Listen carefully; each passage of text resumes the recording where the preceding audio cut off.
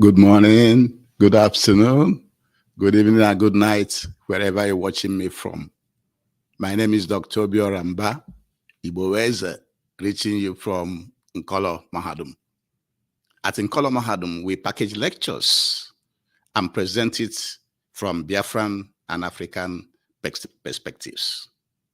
We also encourage you to use your naturally given common sense, which we call akonuche, to evaluate issues before you make a decision.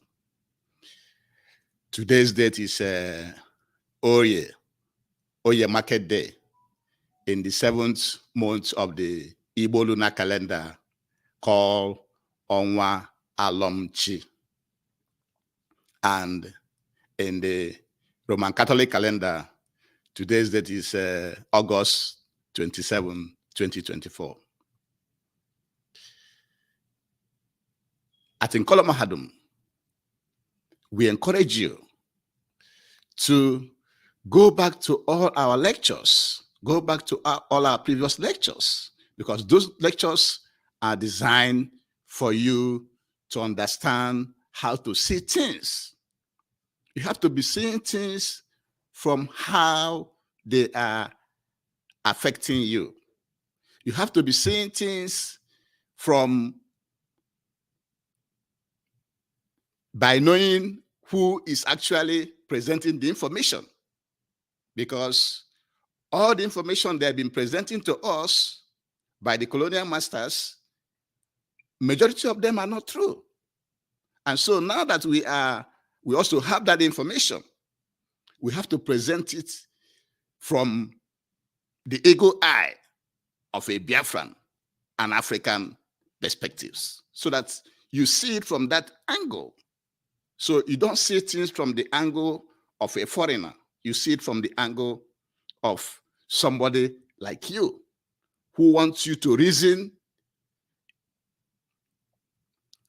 in such a way that whatever information is getting, you find out how it affects you as a Biafran or as an African.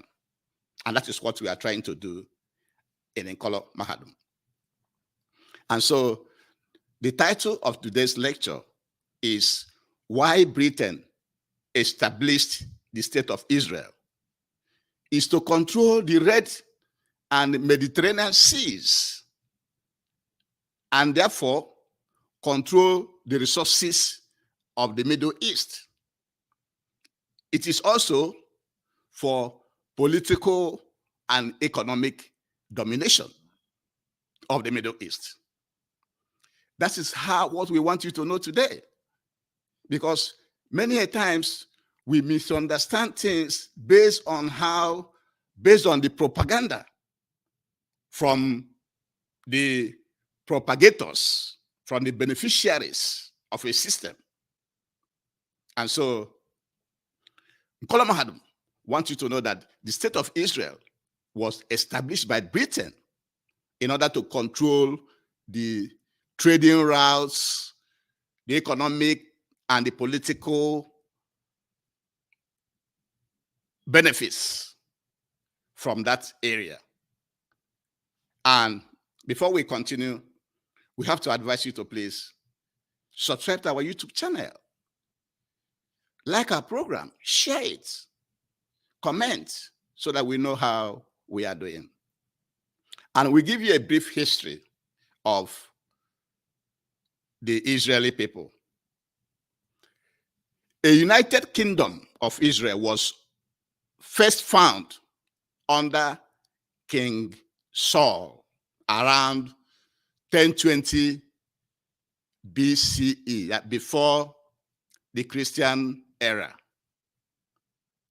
However, internal strife and other divisions divided the country into north and south, which was occupied by different external forces between 722 BCE.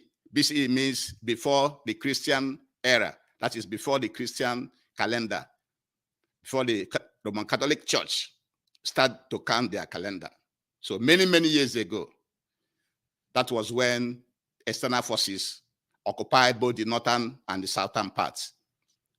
And it was the Ottoman Empire that occupied the land of Israel between 1517 to the end of World War I. You know that in World War I, the Allied forces, which Britain was part of, was the one that won that war. But before then, the British already have great influence in the Middle East, in that area. And therefore, the foundation for British involvement was laid with the Balfour Declaration of 1917. Remember, the First World War started from 1914 and ended in 1918. The British are already active in that area, and they made it known with the Balfour Declaration of 1917.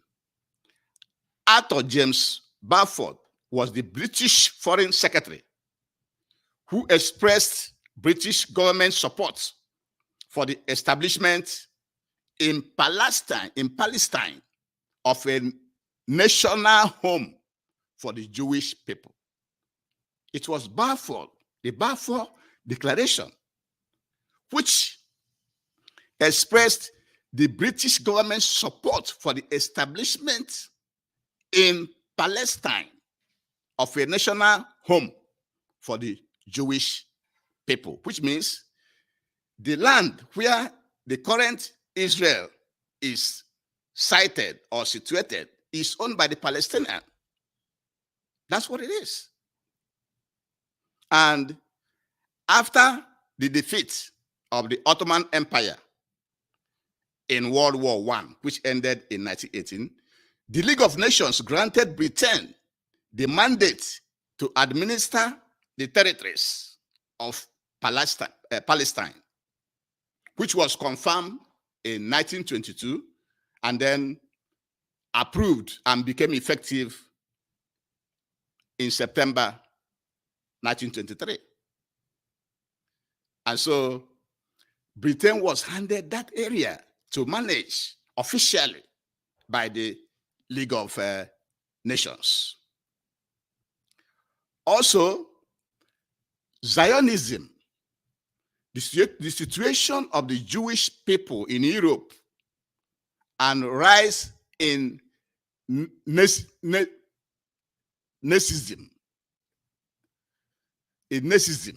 increased the Jewish migration in that area, in the place currently occupied by Israel in the 1920s and the 1930s. However, the Arabs revolted, rejected the implementation, the creation of the Jewish state in the middle of the Arab people. And there were Arab revolts in 1920, 1921, 1929, and in 1936, there was revolt from 1936 to 1939 against the establishment of the Jewish state in the middle of the Arab land. And before we continue, please subscribe to our YouTube channel, follow us on Facebook and Twitter, like our program, share it to your well-wishers. These are things that you have to know. Like it and comment, because they are very good for you. So moving along, Britain divided the land of Palestine, into two, giving the Jewish state 56% and the remainder, 43%, for the Arabs. You can see the carvings on the map where all the coastal lines facing the Mediterranean Sea was given to the Israelites, and only a small portion was given to the Gaza Strip. See how they divided it? What a mess. That is how Britain messes up everywhere. Look at the carvings. Look at where the Gaza Strip is located. And look at where the West Bank is located. That is very, very, very bad. However, it was David Ben-Gurion who declared the state of Israel on May 14th, 1948. And immediately that declaration was made, there was a war between the Arabs and Israel, which started in 1948 and ended in 1949, with so many agreements that were signed for the Jewish state to be located in that land. And so the Israel as a state is bordered by Lebanon in the north.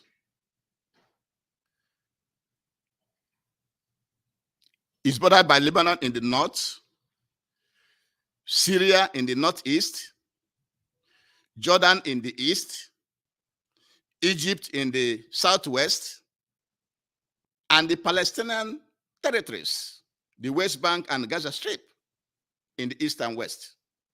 And so the state of Israel is right there in the middle of the Arab people. And why do you think the Britain established that state of Israel in that place? Yes, some will say, yeah, it's because of the persecution of the Jews in Europe and Zionism and all those things. Yes, those are true too. But the major reason that Britain established the state of Israel in that location is for them to control all the business activities, economic activities, political activities going on both in the Mediterranean Sea and the Red Sea. They don't want to just leave that place. They want to make sure they have people, a state like Israel, that will continue to work with them, making sure that they are in control of the movement and all the resources around the Mediterranean Sea and the Red Sea and other resources in the area. That was the major reason for the establishment of the state of Israel. So when you look at what is going on today, where this war is going on between the Israelis and the Palestinians, and before then, you can see a lot of incursions into the Palestinian people's land. The state of Israel was sited on the land of the Palestinian people. And they continue to take more lands, much more lands every day. They take lands every day. Is that good for you? Do you think it is good to establish a state in the land of somebody else and you keep persecuting that person? You keep taking over his land every day?